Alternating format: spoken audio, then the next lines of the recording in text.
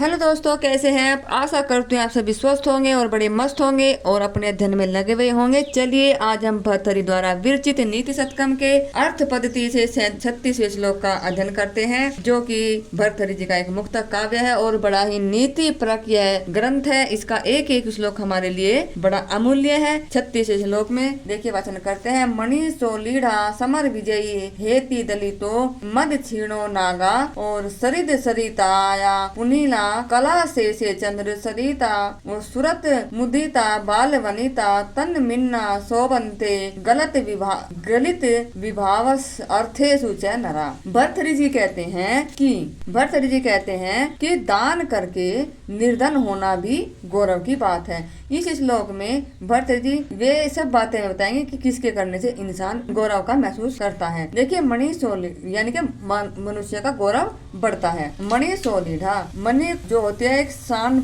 होती है, पत्थर पर से घिसा जाता है, उसको सान बोलते हैं, उसको सुनार करते हैं। और जितना मणि को सुनार घिसता है उतनी उसमें चमक आती है, उतने ही तरह तरह के उसमें डिजाइन उभर के आते हैं। तो ये नहीं कि उसको घिस रहे हैं तो वो उसकी चमक चली जाएगी, उसके शोभा नहीं रहेगी। नहीं, जितनी जो है सान पे मणि को सुनार घिसता है उतनी उसकी शोभा बढ़ती है, उतनी वो सुंदर होती है। फिर है समर विजयी। समर विजय यानी जो कि युद्ध के मैदान में विजय होकर लौटा है। हेति दलितो, जिसके शरीर पर क्या है, घाव के निशान है, यानी कि वो विजय तो होकर लौटा है विजय युद्ध के मैदान से, लेकिन बहुत सारे इसके शरीर पर क्या है, घाव भी हैं, लेकिन वो विजय हो गया। चाहे कितने भी घाव में, घाव भी उसके शरीर पर क्या है कि गौरव का प्रतीक है, उसके गौरव को बढ़ाते हैं वे जो उसके घाव हैं। फिर है मद छीणो नागा, जो मद छीण जिस हाथी का मद जो है कम हो गया है, जिसका बहुत मद बहता है वो हाथी मदमस्त होता है। लेकिन ये मद छीणो यानी कि ये तो है कि मद चुगता है हाथी के, यदि वो मद छीण हाथी भी क्या है, स्वाभाविक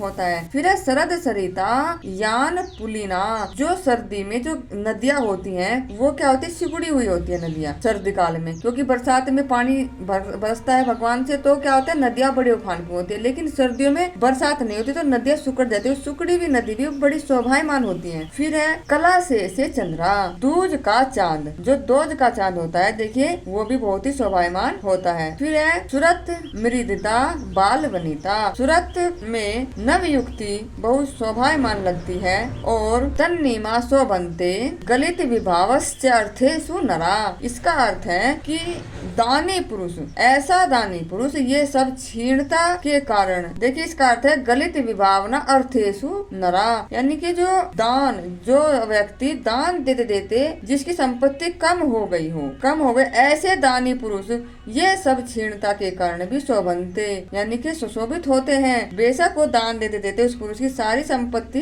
क्या हो गई हो, छीन हो गई हो, खत्म हो गई हो, होने के कारण भी क्या शोभनते होते हैं समाज में। यद अर्थात छीन होने से ही ये सब शोभित होते हैं। देखिए एक विजयी, एक योद्धा तब तक का गौरव नहीं जब तक वो युद्ध के मैदान में लड़ते हुए विजयी न हो जाए, और विजय होने के बाद चाहे उसके शरीर पे कितने भी जख्म हो वे उसकी शोभा बढ़ाते हैं, उसके जख्म उसकी क्या बढ़ाते हैं, शोभा बढ़ाते हैं। तो आज इस 36 श्लोक को हम यहीं पे जो है विराम करते हैं। अगला श्लोक, और यदि आपको वीडियो इतने कम समय में अच्छी लग रही है और आपका अध्ययन में थोड़ी सी भी हेल्प हो रही है तो कमेंट अवश्य करें, लाइक करें। धन्यवाद।